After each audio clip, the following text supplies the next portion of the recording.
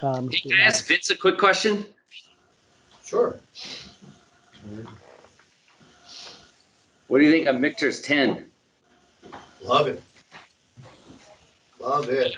I just had it for the first time this past week, man. I think it's better than Pappy 12. It's pretty awesome.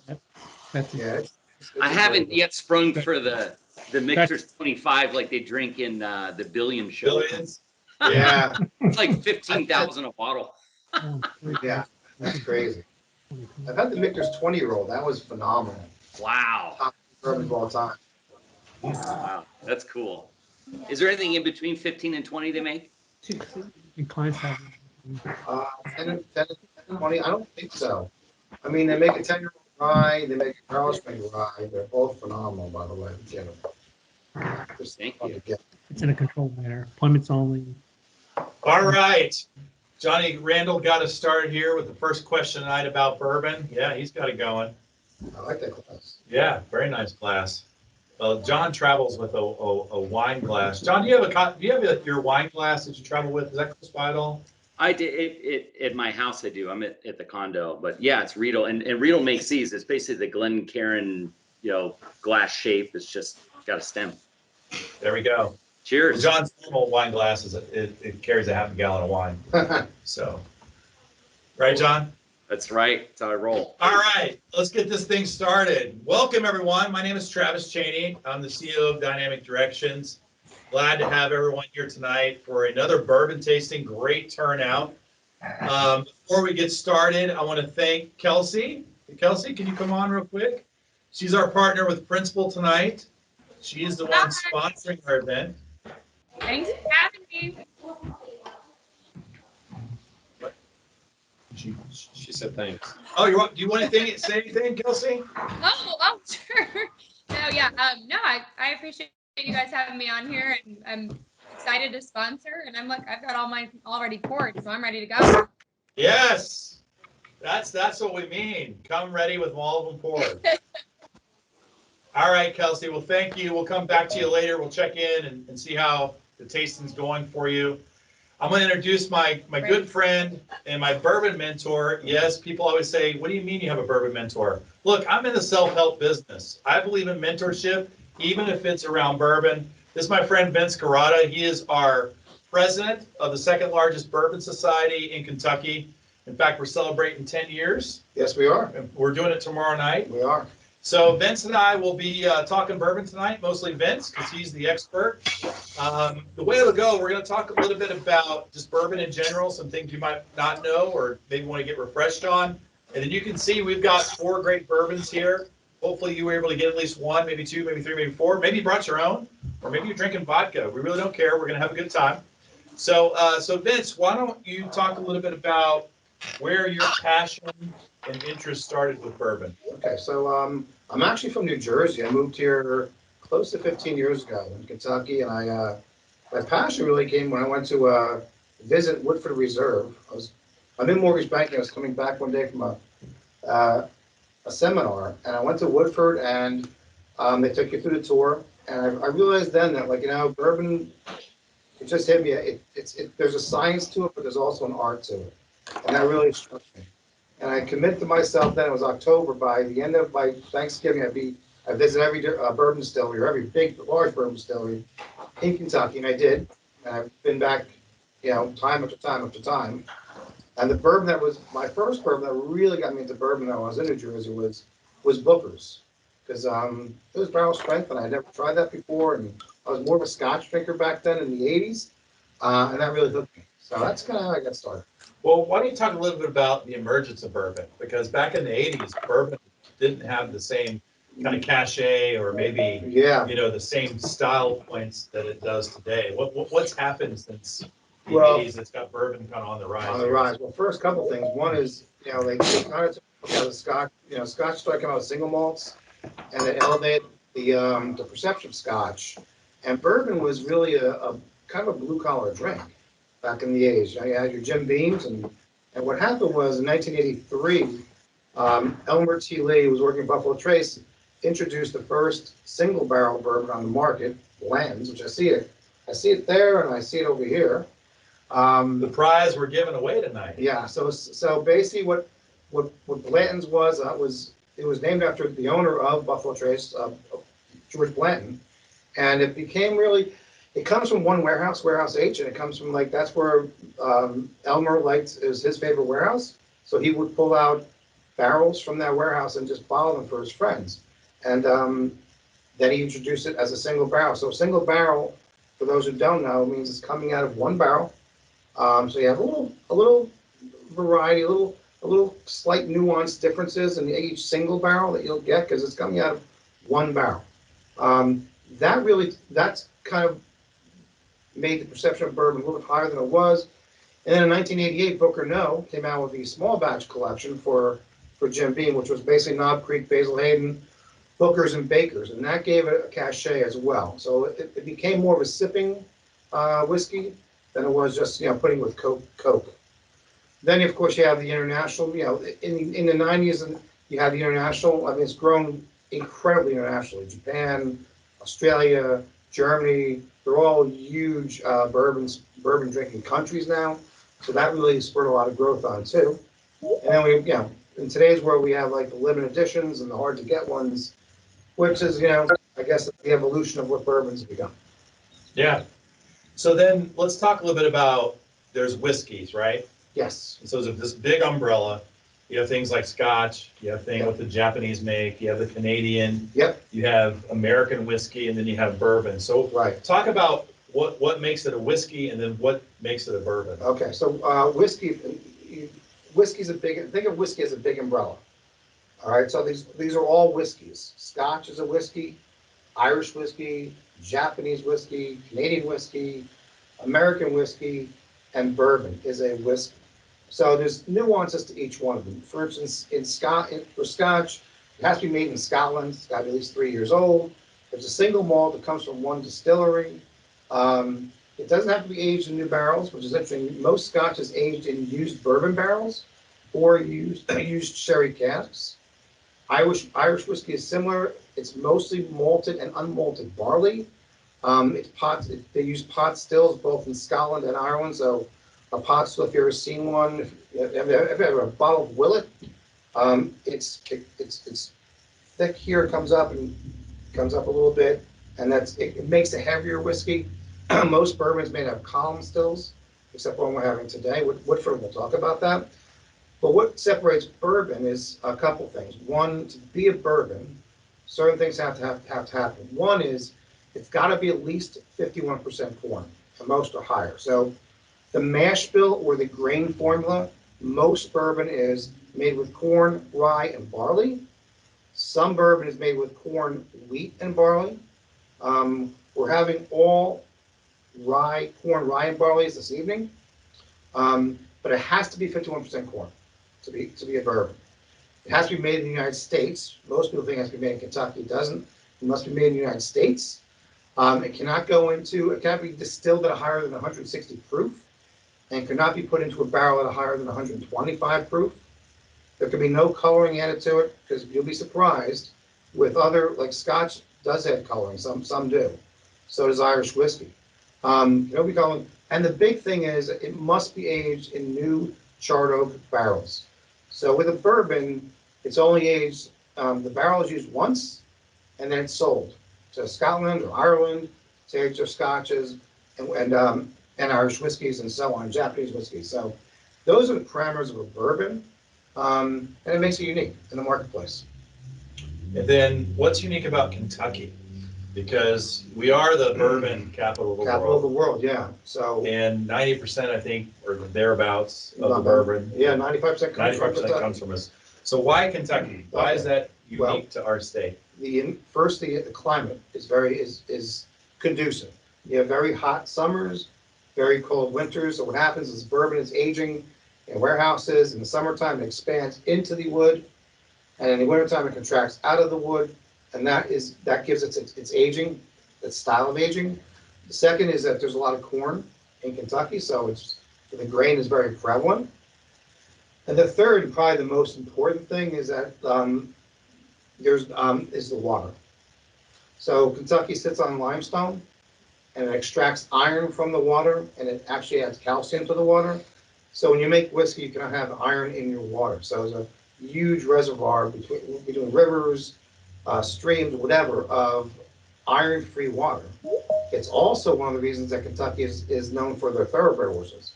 Because of the enhanced calcium, the calcium is good for horses' bones. So it's one of the reasons that we make great whiskey and we have great horses. We also have beautiful women too, by the way. And I think it's the iron, because the iron's not in the water too. I don't know. That's what Can't I've prove heard. that one? I can't prove that, That's right. but that's what I'm hearing. There we go. So let's talk a little bit about the distillation process and the aging process, because you already mentioned a couple things. Mhm. The importance of the barrel, how the distillation interacts, that process with Yep. the barrel. So just walk people through kind of like, how is this made? Process. And I think more importantly, how is it that, we know Eagle Rare and another favorite, E.H. Taylor, Mhm. they came out of the distill, right? The same thing. Yep. But then they taste different Right. in the end. So talk a little about that. So if you look at the process, you have the mash bill. So the grain formula, how much corn, how much rye, how much barley, that will impact flavor. There's a fermentation process where they're adding the yeast. Some distilleries ferment for 6 days, some only ferment for 3 days. That will impact it. And then what kind of still they use? Most use column stills, which are also called coffee stills or continuous stills. They're more efficient. They run all the time. What are you distilling at? What proof do you distill at? Has a big impact. Some go up to 125. Michter's, which I saw Johnny before, they distill at 103. That impacts the flavor profile as well. And then, of course, the aging process, the barrel itself. So you have a barrel that's sitting low in a warehouse. So most warehouses in Kentucky are 7 to 9 stories high. So the 9th story up there is about 25 degrees hotter than the lower levels. So as the bourbon ages, if they're sitting up high, they're aging much more aggressively than a bourbon that's sitting low. What proof what proof are they aging at? How long do they age it? What do they barrel it at? And where does the warehouse sit? Is it on a bluff somewhere? Is it down low? Is it a aluminum warehouse? Is it a brick warehouse? All of these things kind of tie into the flavor profile of the bourbon. So master distillers will know, like when they're doing single barrel bourbons, we mentioned Blanton's, it's coming out of warehouse age in Buffalo Trace. It all comes out of warehouse age. And usually it's coming out of the middle areas, levels 3, 4, and 5. That's mostly where single barrels come from.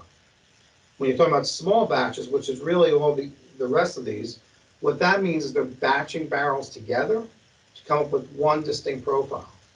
So they could hit that target exactly, and they'll know, like, we know we're going to pull out 5 barrels from this warehouse or 10 barrels from this warehouse and the levels, and they'll blend them together and they'll taste it, and they'll eventually manipulate the barrels to get to that exact flavor profile. So it's really, there's a lot that goes into it. And that's why you have like an Eagle Rare, an E.H. Taylor, that when they come off the still, they are the exact same bourbon.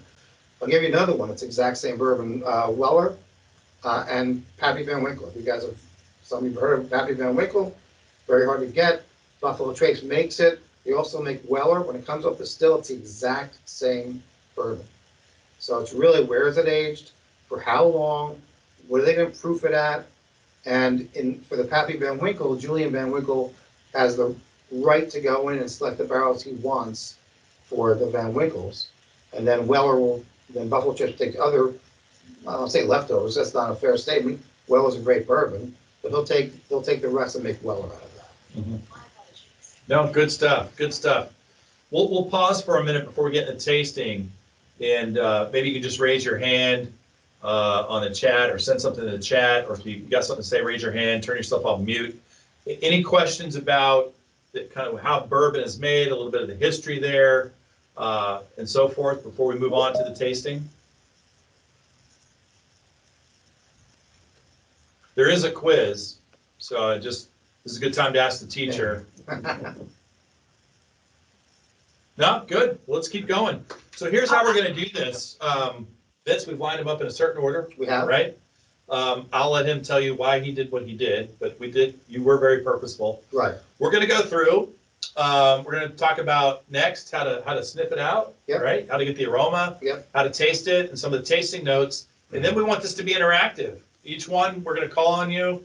If you've got it, we want to hear how this hits you, both in the nose and in the palate. So Vince, tell us Right. what's the order and why? Yeah, let's talk about the bourbons first. So we're having Old Forester. It will be the first bourbon that we're gonna have tonight. It's a signature. It's 100 proof. It's made by Brown-Forman.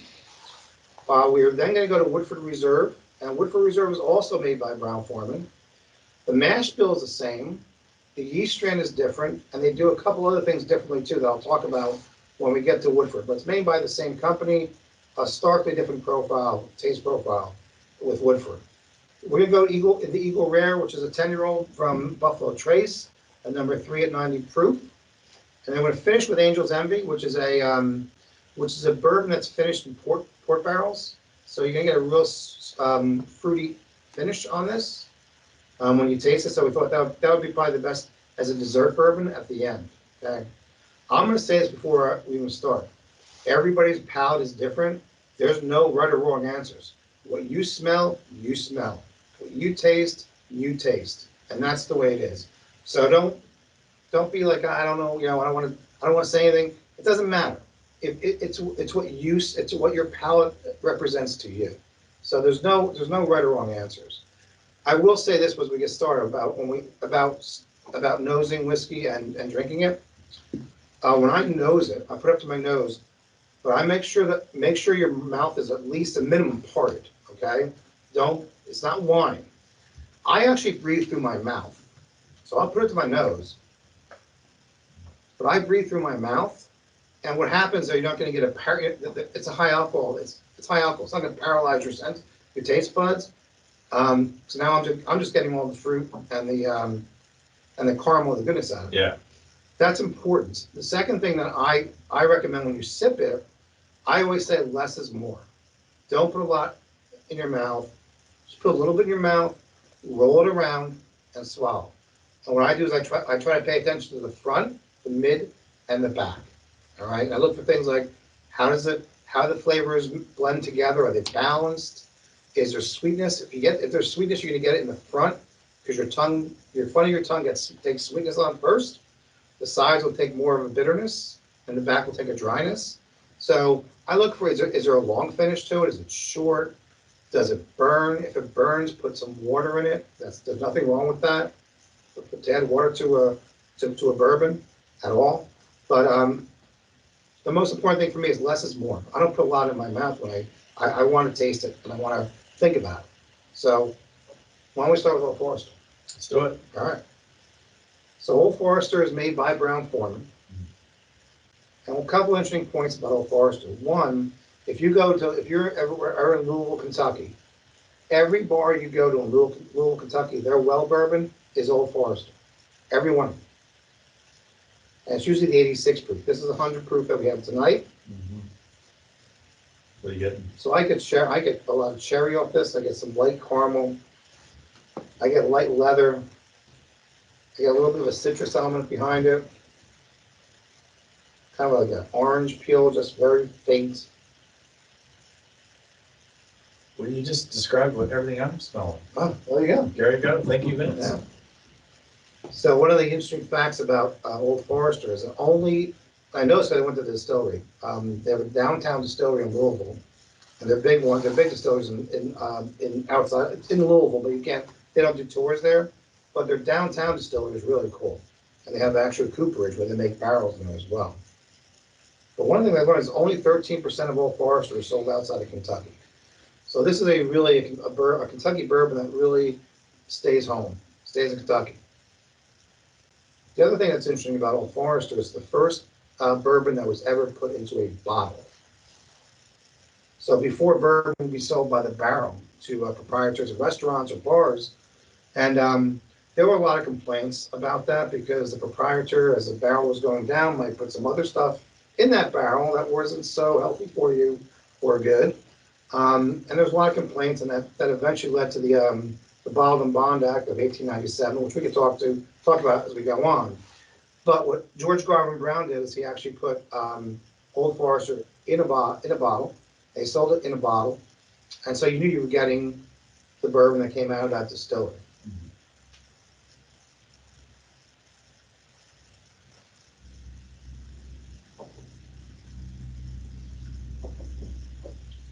Get a little nutty, maybe a little pecan. I get pecan, I get a little spice in the front. Yep. Short finish. Short finish. A little vanilla in the back palate.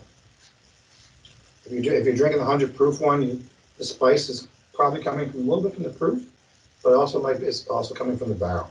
So when I get like that bitterness on my tongue, it's not an old bourbon that's probably 4 years old. It's probably the proof, but it's well integrated. It's not. It's a little peppery. Right, that's the thing. Yeah. For that to be so young and not have a much more dominant burn. Yep. That some of the younger ones could have. Yep. No, it's a nice bourbon.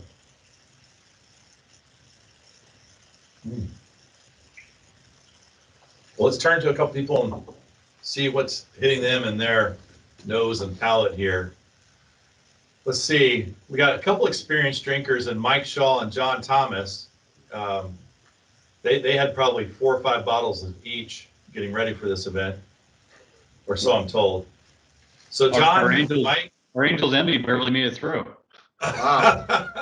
You had a pre-party, I understand. Of course. It was breakfast.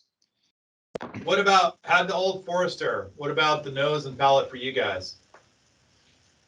You know, so I'm getting a little bit of orange peel with that, and even a little bit of toffee on the finish. Yeah.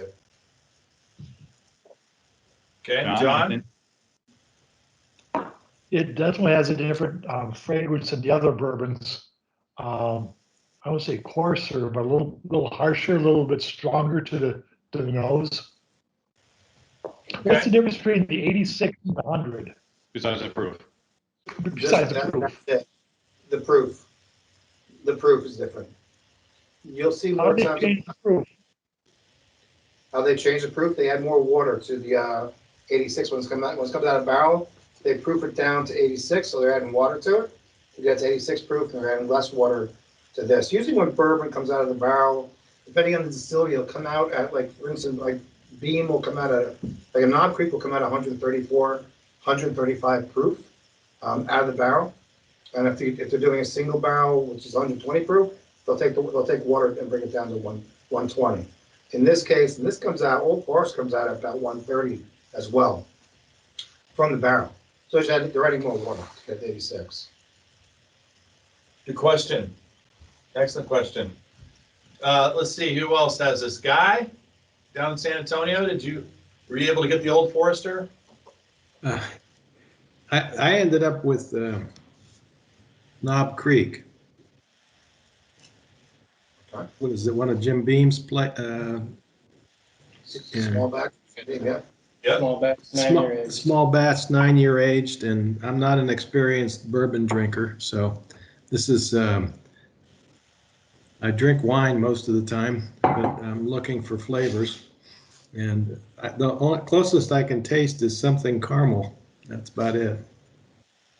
Yeah, the caramel comes out of the barrel. I mean, caramel and vanilla are two things that are very prevalent from the white oak barrel, the charred white oak barrel.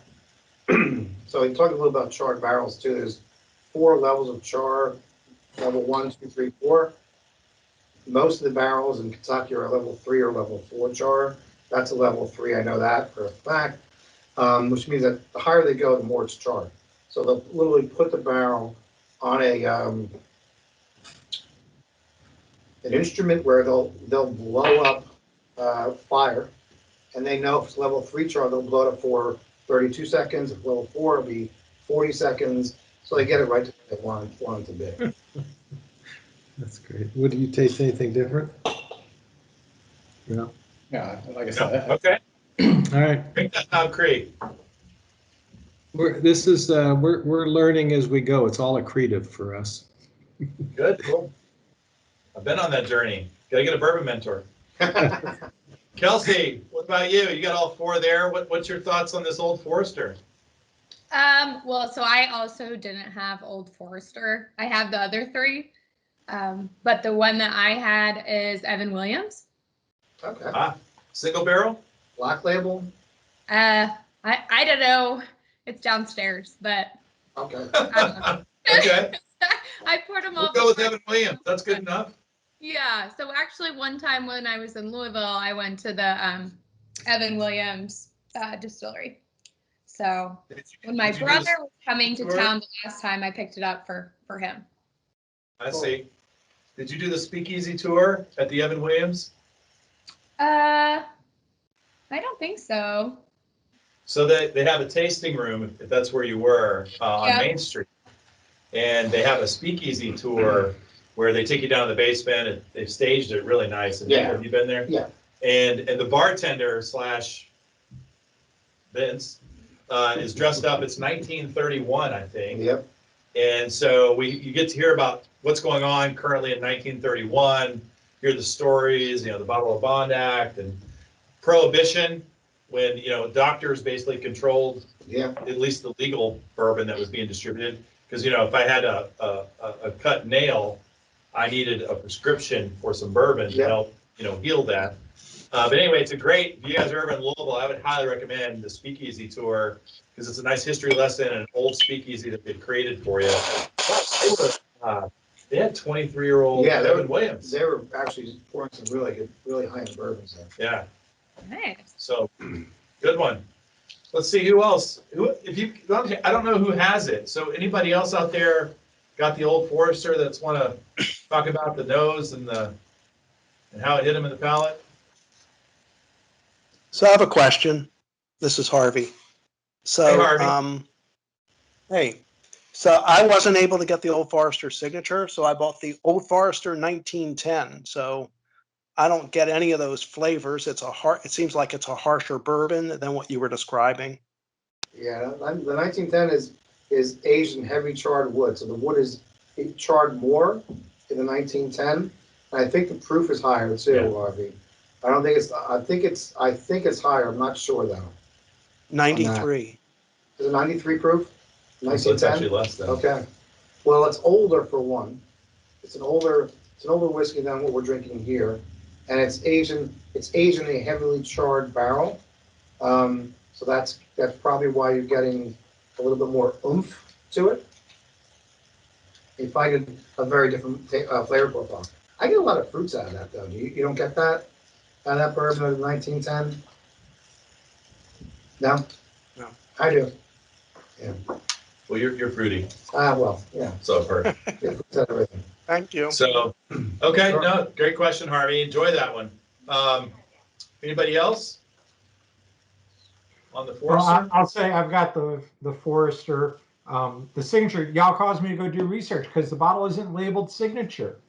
I had to go research to find out. Yeah, it used to, you're right. It used to be called signature. They don't call it signature anymore.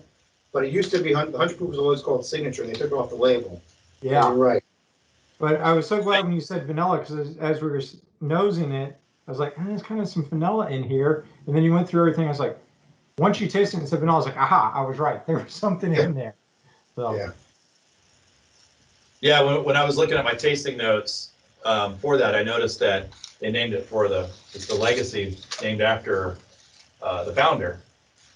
And that's where the term signature came from. Right. So, very good. Any others on Old Forester before we move to Woodford Reserve? Which I got a feeling a lot of people are probably able to really locate this one. I think even so. more so than Old Forester. Yeah, absolutely. What's the story on Woodford then? So Woodford's a fairly new bourbon. I think it was released in 1994. It's owned by the same company as Old Forester. So Brown-Forman owns Woodford. The mash bill is exactly the same. I think it's 72% corn, 72% corn. I think it's 18% rye, but don't hold me to that. And 10% barley. They're exact same mash bills. Here's the differences. The yeast strand is different, so that yeast does impart flavor. So if your yeast is different, you're going to get a different flavor. But the big differences are this. This is Woodford is is distilled in a copper pot still that they got from Scotland. They have 3 copper pot stills. They actually have 6 to double their production. But the 3 copper pot stills they got from Scotland. So the still itself is different, and that's going to impart different flavors. And they also triple distill. Every other bourbon is distilled twice. Woodford is distilled 3 times, which is similar to Irish whiskey. Irish whiskey is the other whiskey that's distilled 3 times. So it gives it you're taking congeners out of it, you're taking the vegetable oils out of it. It'll give it a softer, it should give it a softer feel in the mouth. The other thing that Woodford does is that they actually heat their warehouses. So where most warehouses are not heated, they're like, it's hot in the summertime, it's really cold in the wintertime. Well, Woodford actually heats their warehouse in the wintertime. So they still want that maturation, that in and out of the barrel to take place. So usually Woodford runs about 7 years old, but with the heat distillation, they will say it tastes more like a 12-year-old bourbon because of the activity in the barrel because they're heating the warehouses. It's 90.4 proof. I got a lot of fruit out of this. Today I am. Yeah. What is that? It's subtle, but And I'm getting like an apricot, like a little bit of honeysuckle. honeysuckle. Yeah, usually I get like a vanilla or a toffee. But A this little one, toffee, a little young leather, but not much. It's in the back. I don't get the orange rind component that I got with Old Forest at all.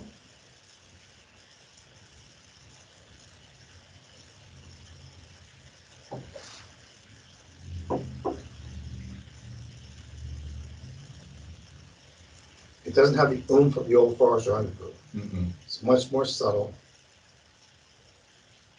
well, it's not a long finish, but it's a slow, gradual. It is. It's like a melt almost. It feels like. This is one of the better bourbons to do a food pairing with. I've found it goes great with chocolates. You can actually get, they do, when you go to the distillery, they have a flavor wheel. So they'll have chocolates, cranberries, nuts, and they have a third element, fourth element. I can't think what it was, but you can actually taste the bourbon as you taste each of those, and you'll see how the bourbon changes pretty dramatically. It goes great with chocolate, as does most bourbons, by the way.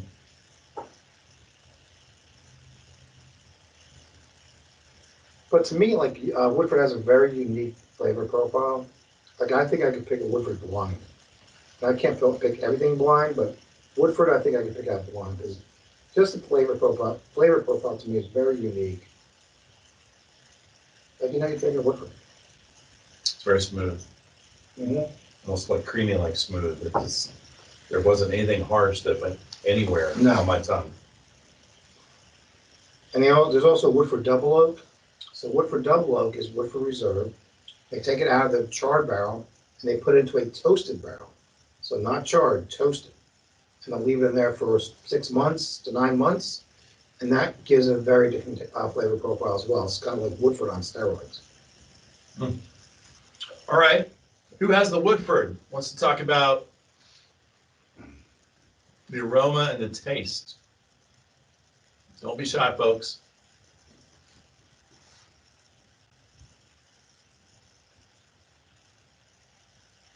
Well, I don't have Woodford, but I'm about to go get my chocolate. Smart. Well, we'll tell a little story about Angel's Envy when we get there and chocolate. Or at least I will. Yeah.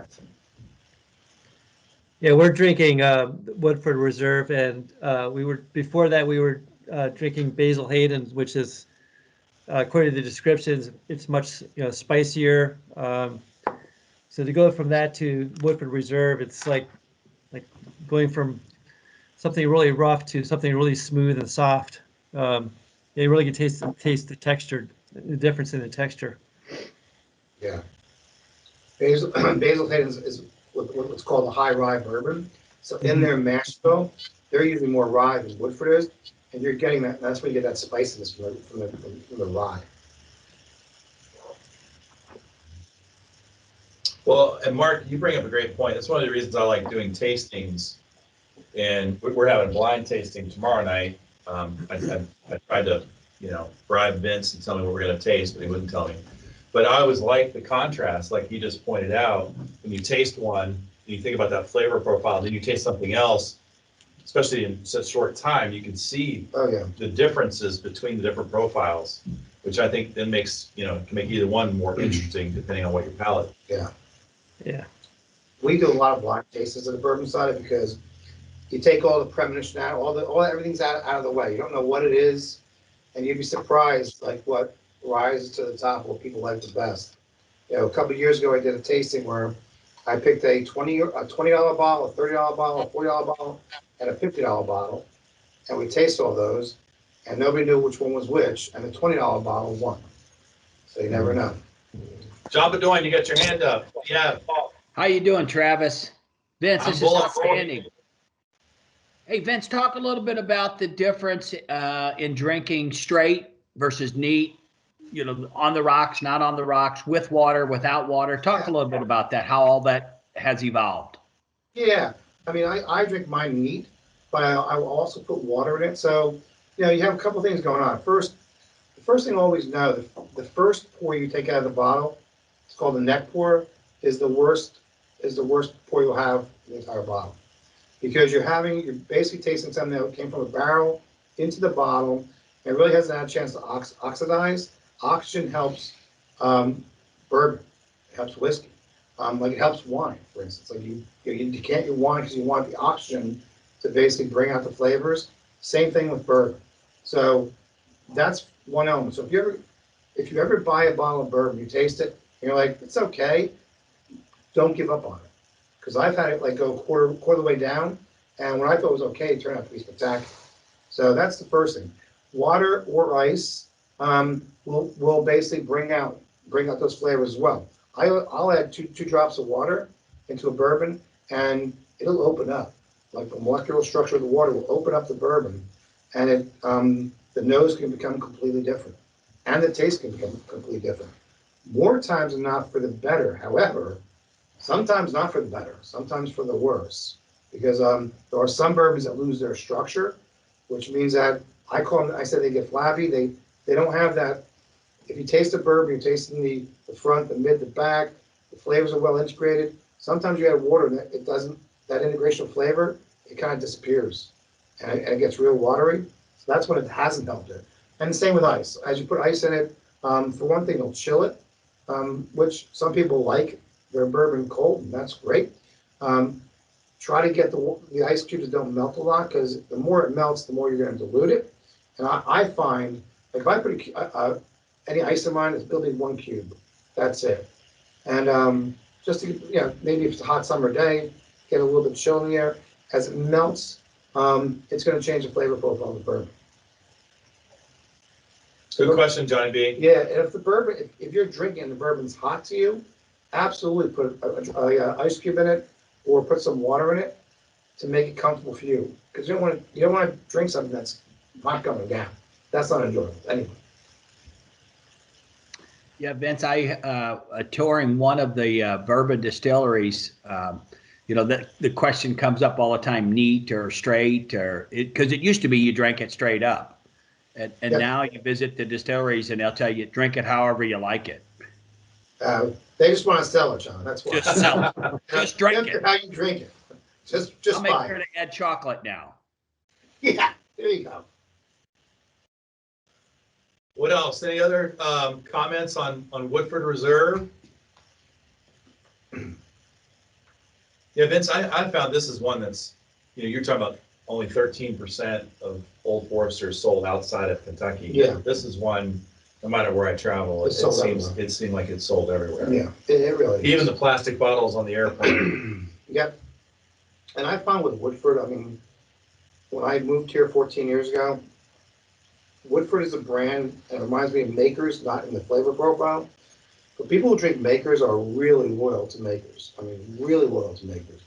People who drink Woodford, like that's their bourbon, are extremely loyal to Woodford. Like that's what they drink. They drink Woodford.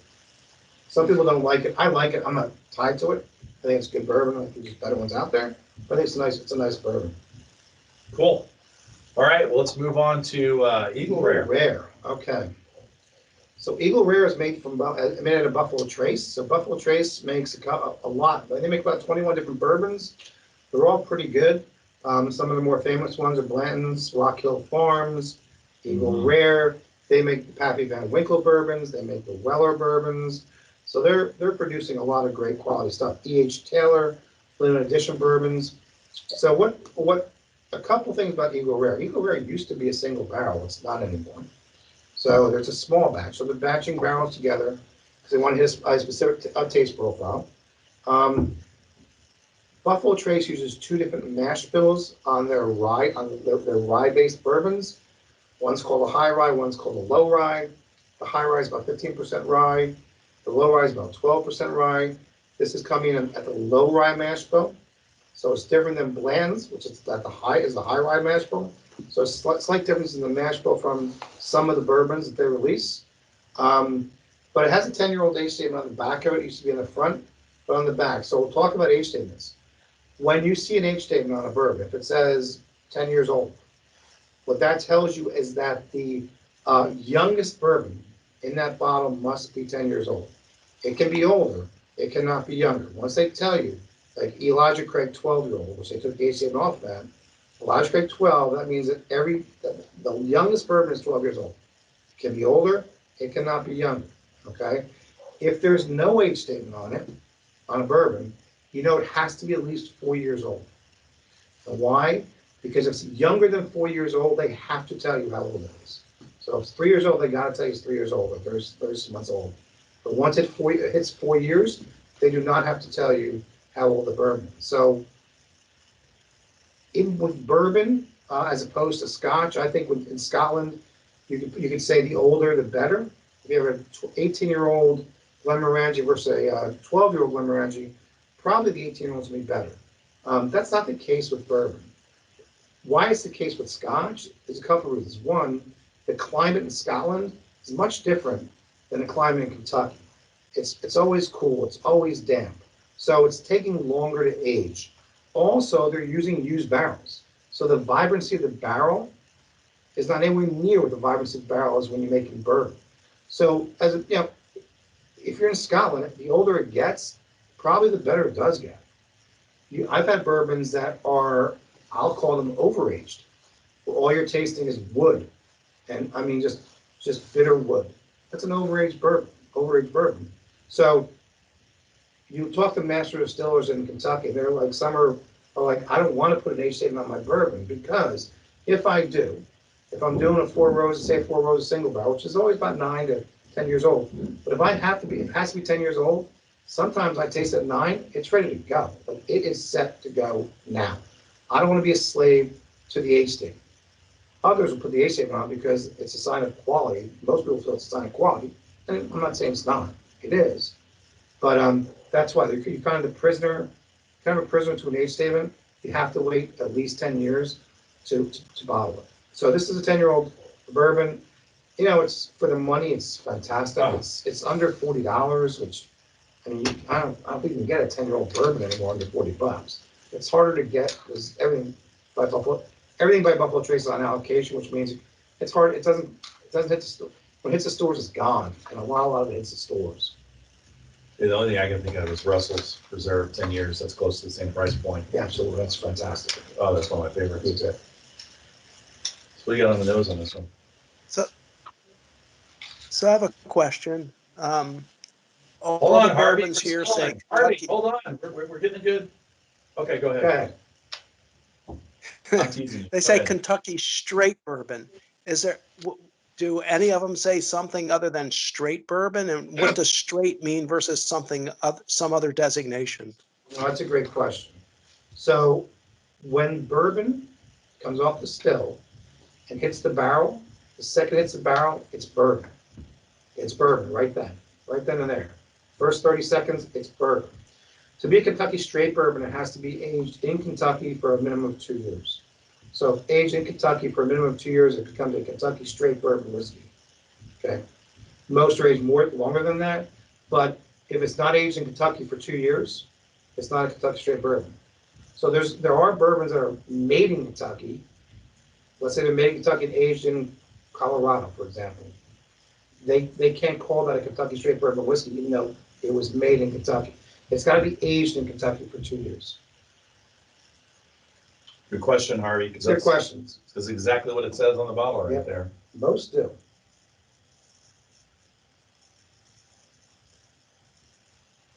I get a little sweetness on the nose. I get some honey on the nose. Yes. Get a lot of sweetness in the palate in front. Much more than the first two we've had. This is one of my favorites. Me too. Yeah, it's got a great balance of flavor from front to middle to back. Yes. Very well integrated. All the flavors blend well together. Gets a little nuttiness. I get obviously vanilla in the back, some caramel. I actually get like I'm gonna say I get some coconut out of this right now. I don't know why. Maybe somebody had today. I had some coconut chips for lunch. Might be that, but I'm getting some coconut out of this. I'm gonna taste again for that.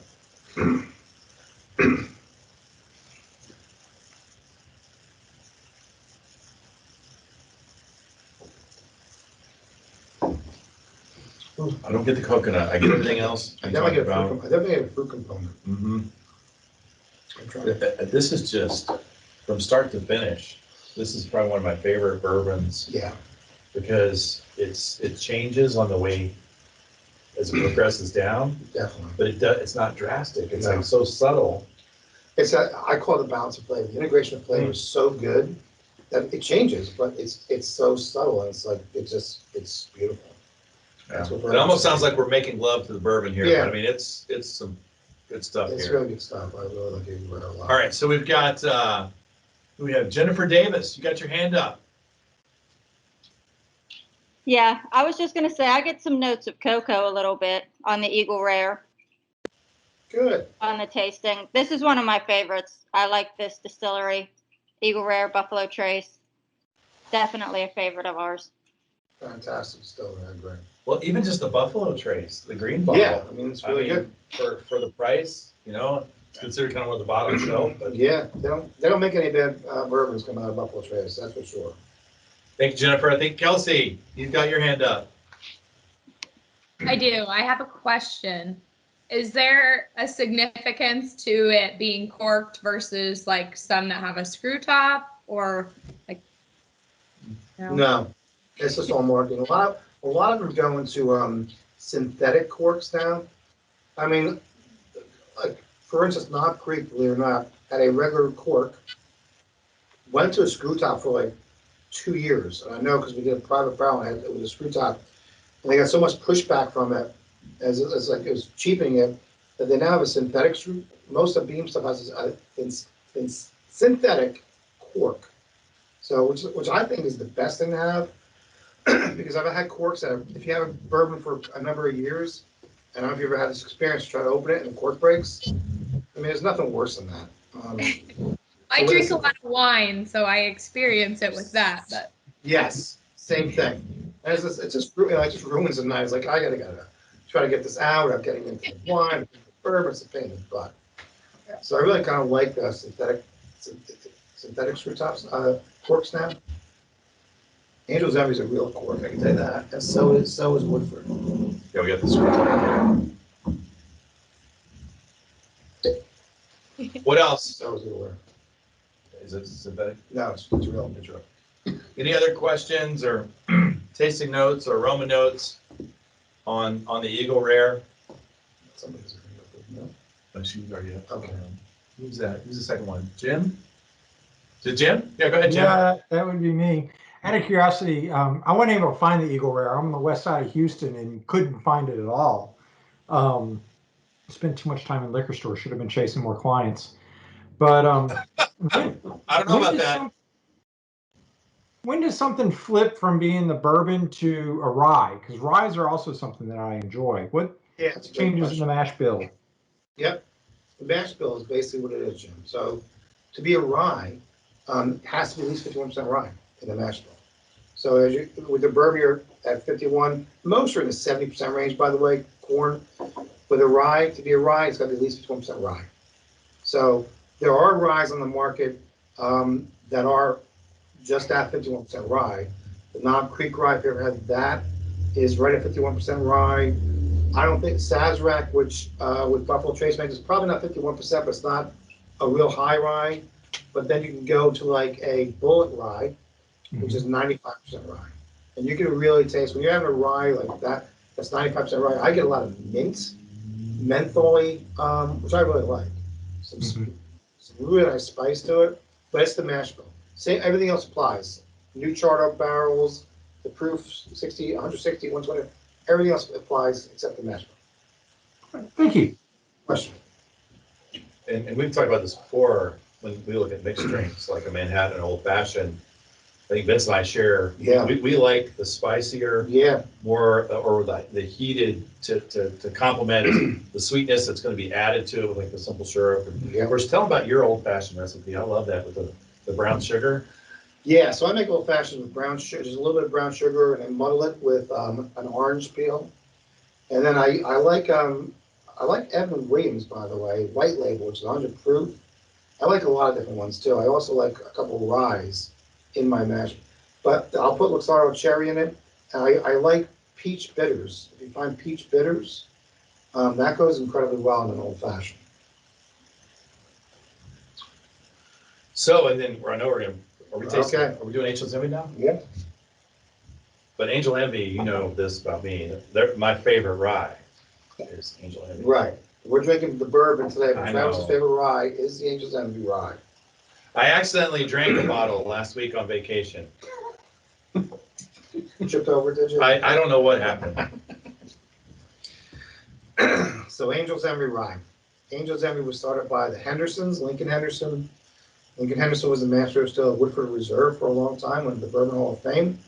Him and his son Wes and their grandson Kyle started Angel's Envy. Lincoln passed away a few years ago, so Wes and Kyle are really the brain trust behind Angel's Envy. And what Angel's Envy is, they took a note out of Scotch in a way too, because Scotch back in the 80s, if you ever heard of Glenmorangie Scotch, they did something that was very different and unique, and they did it really well.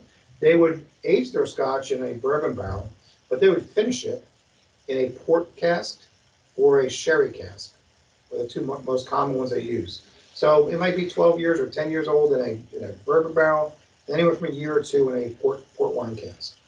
That's what Angel's Envy does. And they were the first bourbon to really look at the exploration of aging it in a secondary cask that wasn't a bourbon cask. So technically, I know it says on the label, Kentucky Straight Bourbon Whiskey finished in port wine barrels. So they're basically saying it was a bourbon. You could say once you put it in the port wine class, it's not a bourbon anymore. It's a whiskey, but they're saying it's port, a Kentucky Straight bourbon finished in port wine barrels. And with the rye, what Travis loves so much is they have a rye that they finish in a rum cask. Have you ever had that? It's very sweet. It's delicious. It's like a great dessert whiskey. That was the problem. I had dessert too much last week. Right. That's why that bottle went down. We were on vacation. So with this, when you nose this, I get a lot of fruit. I get some red grapes, cherry, raspberry, and that's the port wine cask influence on this whiskey, on this bourbon. Yeah, have you ever heard of the Angel's Share and the Devil's Cut? So the Angel's Share is basically the bourbon that evaporates out of the barrel as it ages. Have you ever gone to a bourbon warehouse in Kentucky or anywhere? You have this amazing smell when you walk in, and that's the evaporation of the bourbon in the air. But there's also, Beam came out with a bourbon a couple of years ago that was called the Devil's Cut. And what the Devil's Cut is there's also the bourbon that remains in that barrel. Once it expands into that wood, it stays there. And it could be up to a gallon. So what Beam would do is make their Jim Beam, put it back into the barrel, shake it like crazy to extract some of the other bourbon out of that barrel. A lot of people do, if you ever have a bourbon barrel, a lot of people will put like water in it and they will they'll roll it like every day for 6 to 9 months and you will get bourbon coming out of the wood. You get something you didn't get when you started with it. So, and usually Angel Share in Kentucky, it's, if you have a 12-year-old bourbon, pretty much half the barrel has been evaporated. So you have half a barrel. Which is one of the reasons why the price goes up with the age, because There's less of it, There's less and of you it. get taxed on it. The government's taxing the heck out of it. But I get a lot of fruits in this bourbon. well, when you get to the flavor profile, that fruit doesn't go away either. For me. This to me is ever have like a shortcake. It's like a fruit with a shortcake to it. It's got a little bit of maltiness to it. Kind of that bread element for me, but it's got a lot of fruit. And the back, I get a lot more fruit than I get the other three. Well, and for me, that fruitiness, it doesn't stop. It starts at the beginning, it even goes on the with it. finish. Yep. It's not a, No, yeah, it's definitely. I mean, to me, I get most of them. It stays on the finish, and that's what makes it very unique in the market.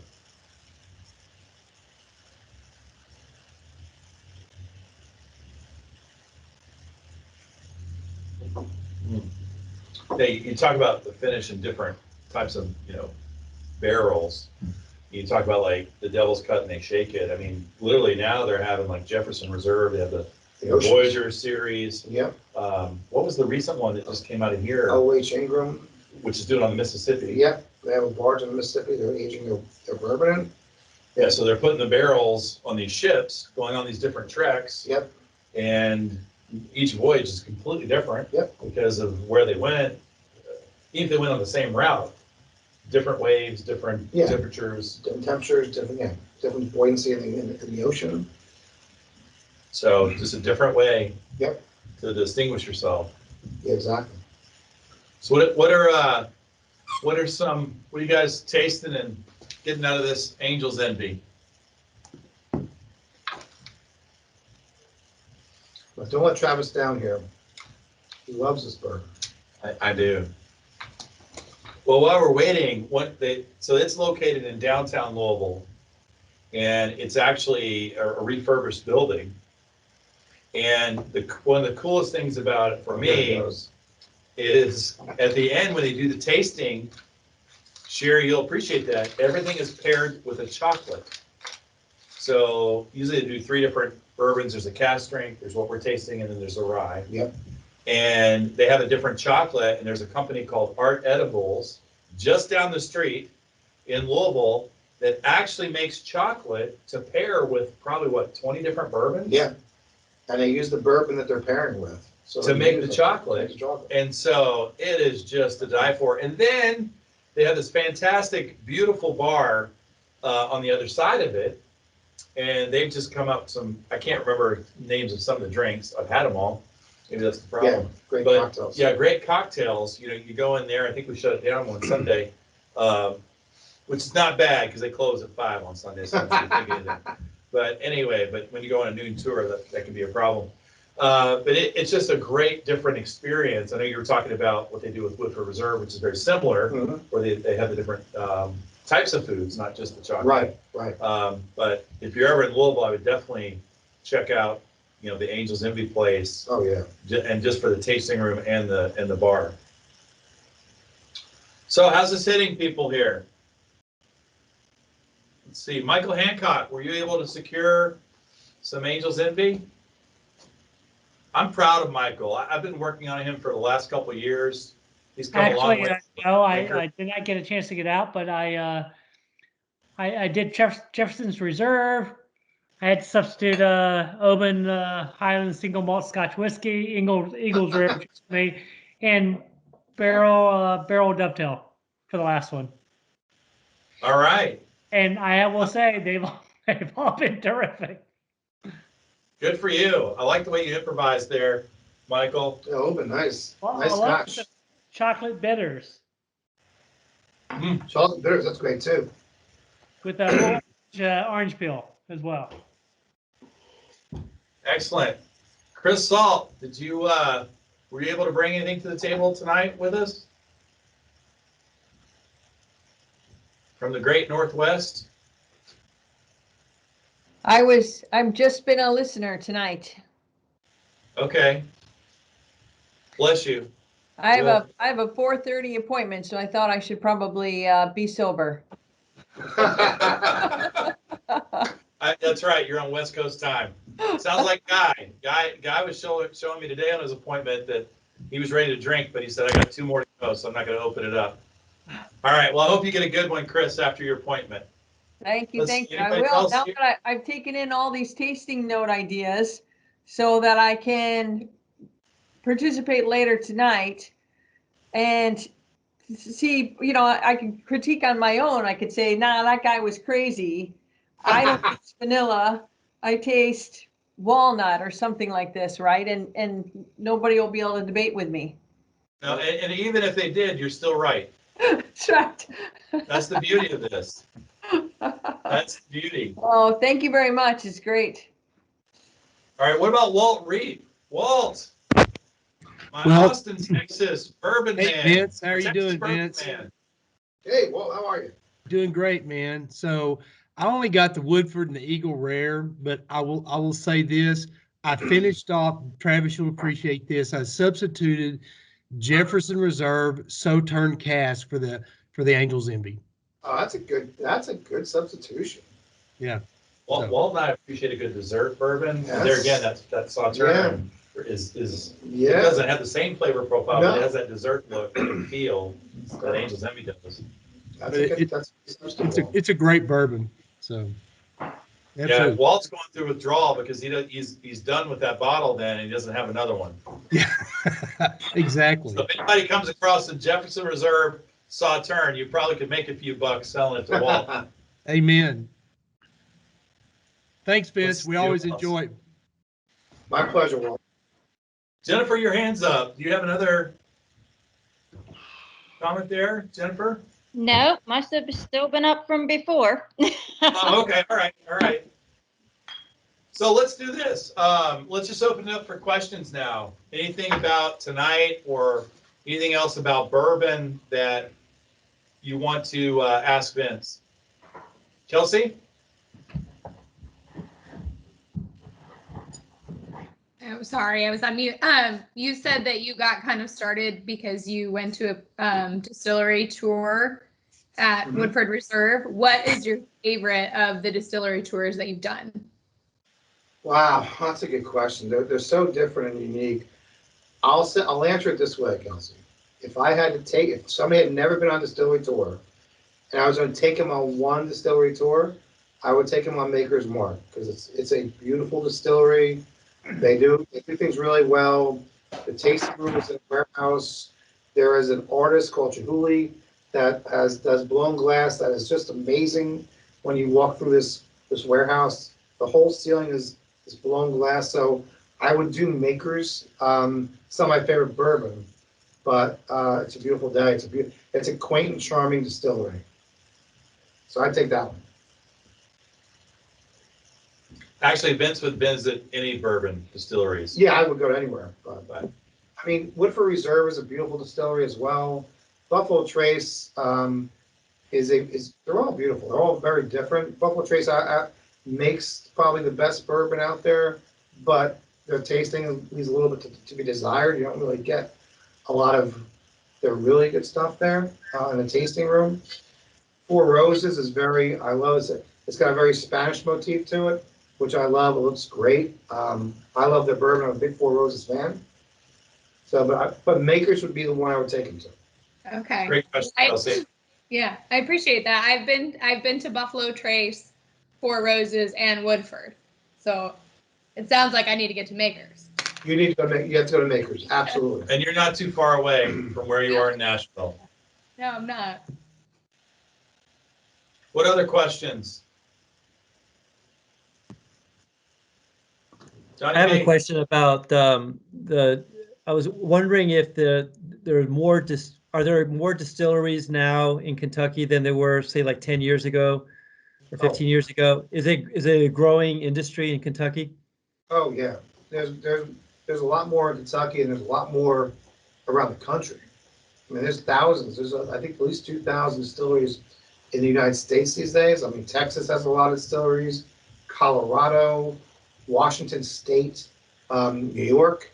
There's distilleries all over the country, but there's even more here too. It's a little bit tougher here, but there's Rabbit Hole. I mean, I could think of a lot of smaller distilleries. Peerless has come in 4 years ago. They make some great whiskey, especially their ryes. Green River, right in Owensboro, is about 3 or 4 years old right now. So, yeah, there's a lot more distilleries in Kentucky than there was 10 years ago. 10 years ago, there's like the Big Seven. I call them the Big Seven. You know, they have Wild Turkey, Four Roses, Maker's, Beam, Buffalo Trace, Woodford, and I know I missed, Evan Hill.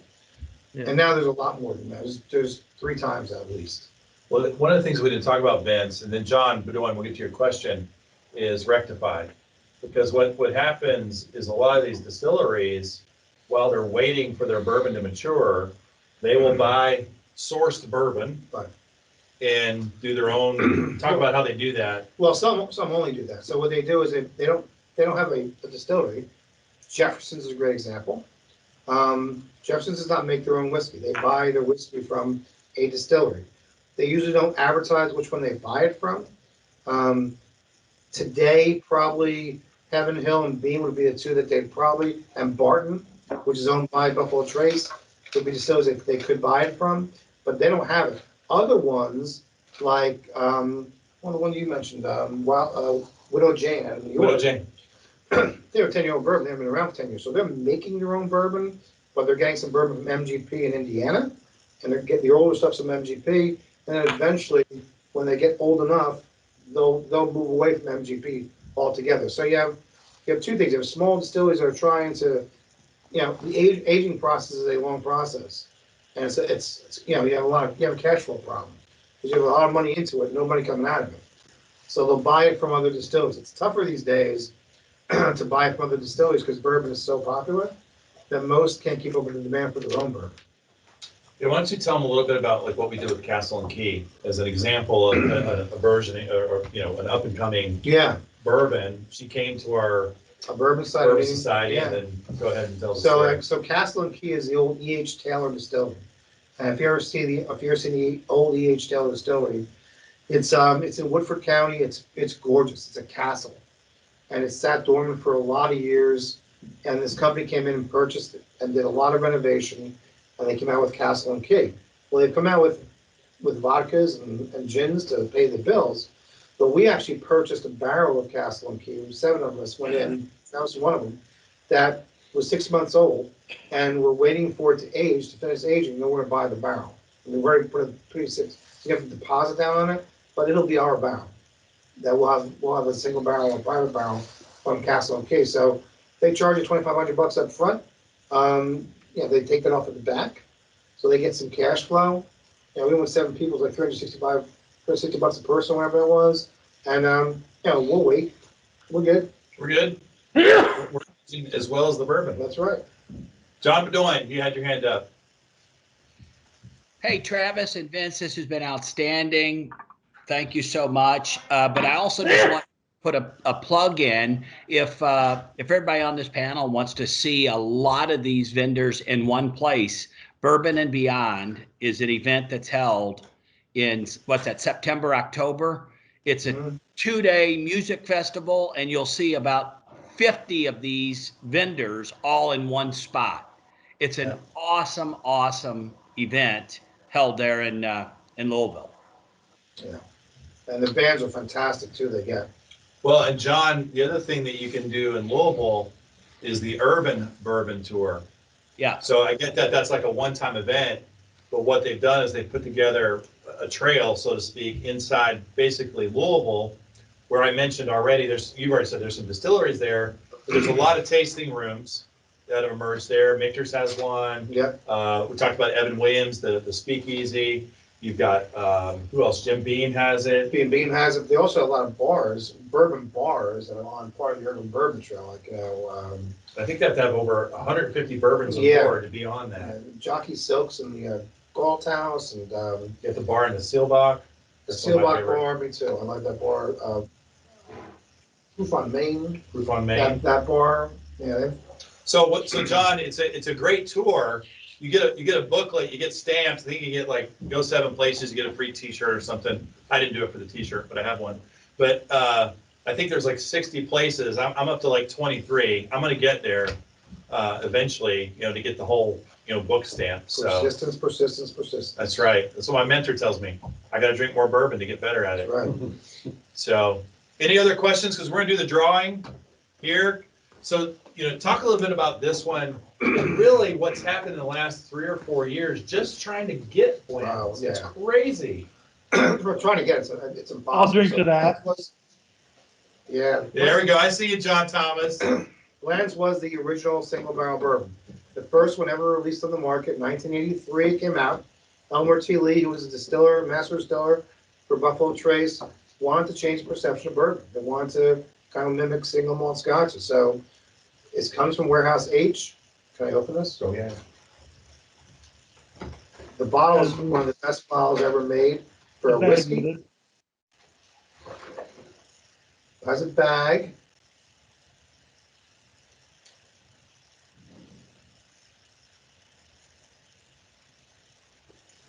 And you have this kind of octagon-shaped bottle. And here's the thing: on the top of the bottle is a jockey on a horse. And I don't have my reading glasses on, but there's a letter. You can tell you what it is. I have my glasses on. Okay. I can't see it. Well, so I'm glad he did that. And I have my glasses on. Yeah.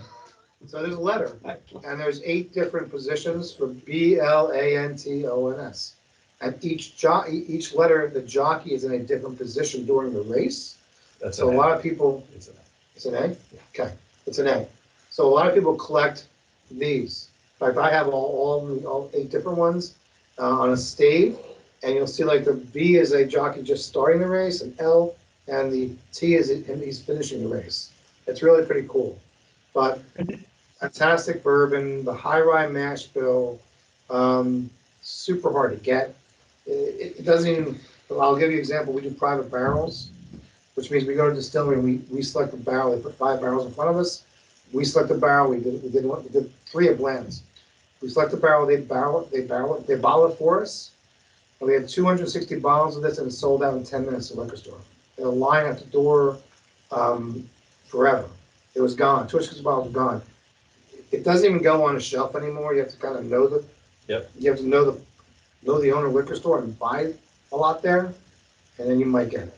But, yeah, we had some shipments come in back during January, and I'm not going to say where it is because I don't want to hit my honey hole. But my wife, actually, Christy, knows I love bourbon, and she found it. It's over at Iron Horse. Yeah. And so next thing you know, she's like, I bought a bottle. They're only selling 1 bottle at a time. I just sent Katie, who works for us. You need to call Megan. She needs to get a bottle. Then you need to get a bottle. And we were actually able to get, I think 3 of us scored. But that was in 24 hours, it was gone. Yeah. That allotment. So it's gone. It's just what used to be 50, 55 bucks. Yep. You're going to pay upward retail, mostly over 100 now. Yeah. Secondary market, you're in the 200 to 250 range. Mm-hmm. All right, so let's see who the winner is. We'll close this out. Harvey, you got a question? I've got a question, Travis. All right, Harvey and John, hold on. Let's see. Jennifer Davis. It's official. Can you read that? I can. Jennifer Davis. Jennifer Davis, you just won. Now, technically, I can't ship this to you. I have a company called Bullish Barbecue Sauce that you will receive a package from. But congratulations on getting the Blantons. It's a great cat. Awesome. I'm excited. All right, Harvey and John, and then we'll close this thing out. Travis got a question. So I just have John first. I was gonna say age I got before beauty, but one of my everyone's close to the corks, same one of my age. Blanton's corks has no initial on it. Has no letter on it. One of my Travis Blanton's corks Corks? without a on- letter. Really? It's not real Blanton's then. It's real Blanton's, but it's older aspect of it. And I've got I've got a couple bottles of Blanton's, but I found those out in Montana, but one of my corks from a friend gave it to me. It has no letter on it. So it wasn't the bottle, just the cork? Just the cork has no letter on the horse's hoof. Did they always have a letter on it? As far as I know. Yeah. Okay. All right. You might want to keep that one then. Might be a collector. We'll keep it. Keep drinking, John. Thank you. Thank you for You look reading good. me. Harvey, final question before we close this out. So can you talk about your top 2 or 3 bourbons that you just kind of relish? Me, I really enjoy Four Roses products a lot. I'll give you bourbons that you can get. You can actually get. Not like, I love Four Roses, small batch and single barrel. I like Wild Turkey products a lot. I love Russell's 10-year-old single barrel. I think it's a great bourbon. I think Rare Breed, Wild Turkey Rare Breed is a great bourbon. From Heaven Hill, I like Evan Williams, but their single barrel is only 86 proof, so it doesn't really get me there. Elijah Craig 12-year-old, which is not 12-year-old anymore, I love. Henry McKenna 10-year-old Bond, I love. It's a fantastic whiskey. I like Maker's Cask Strength a lot. I like Maker's 46 Cask Strength a lot. Some of the harder ones to get, Buffalo Trace Antique Collection, the George T. Stagg, and those are William Rue Weller and Sazerac 18 are all fantastic. But I really I like Four Roses, and I like Henry McKenna, Elijah Craig. Said 2 Four Roses, and the Wild Turkeys I think are fantastic. And great values. So Harvey, I expect you to get all those and try them, okay, my friend? Hey, I did a great job. I had 3 of the 4 tonight, except the Old Forester was the wrong version, but Okay. That's all right. You still got a good version. Well, hey, Kelsey, I want to thank you tonight for being with us, being active. Also, you ask a lot of great questions. And just for your partnership at Principal, I would encourage everyone here, if you haven't reached out to your Principal representative, please reach out to us. We can get you in touch with them. They've been a great product partner for us for several years. So thank you, Kelsey. And Vince, thank you tonight for another great tasting and education. I always enjoy it. People say, geez, I think we've done like 17 or 18 of these. Do you not, why do you do so many? Why wouldn't I? Yeah. I mean, we're sitting here talking bourbon and drinking bourbon. I would do this if the camera wasn't on. So anyway, but so thank you, Vince. Give it up for him. Great job tonight. Thanks, guys. Congratulations, Jennifer, on winning. We'll see everybody next time. We'll probably do something like this here the next couple, maybe by the end of the year. Might do a different tasting. Might go back to Scotch. Scotch was a big hit when we did that as well. So thank you, guys. We appreciate you. Have a great night. Be safe. Take care, guys.